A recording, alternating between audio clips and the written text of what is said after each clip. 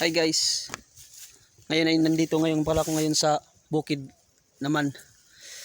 Kasi mahigit isang buwan ako hindi nakapunta dito sa bukid namin. Galing kasi ako ng Cebu, kahapon lang ako umuwi. Tsaka ngayon ay pumunta ako dito para bistahin ko yung mga pananim ko. Alam niyo guys na nakakatuwa lang kasi yung mga pananim ko dito, yung mga saging ko ay may mga bunga na pala. Yan, tingnan nyo guys. Guys yan dati wala tong bunga, ngayon meron na siya guys yan may puso pa Tsaka ito yung isa. Ito yung dating bunga niya guys, dati yan. Yan. Dati pa yan pero hindi pa pwede kunin. Tsaka ito yung bago guys yan.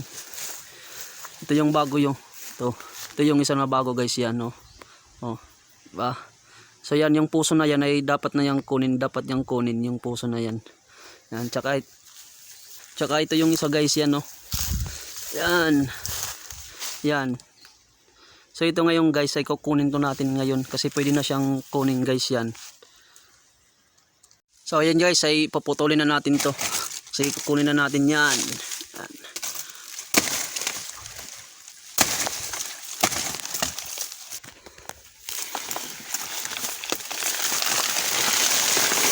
Whoops.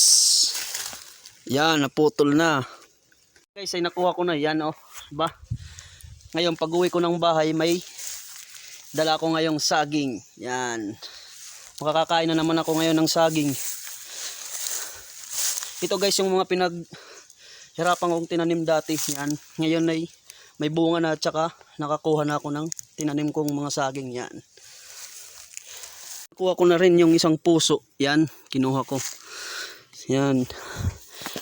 May panggulay na kami mamaya. Yan. Tsaka itong isang puso ay hindi pa siya pwedeng kunin guys. Yan Kasi kunti pa yung mga bunga niya. Tsaka ito, iuwi ko to sa bahay para may gulay kami mamaya.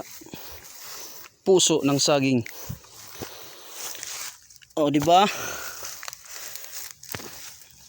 May gulay na may saging pa.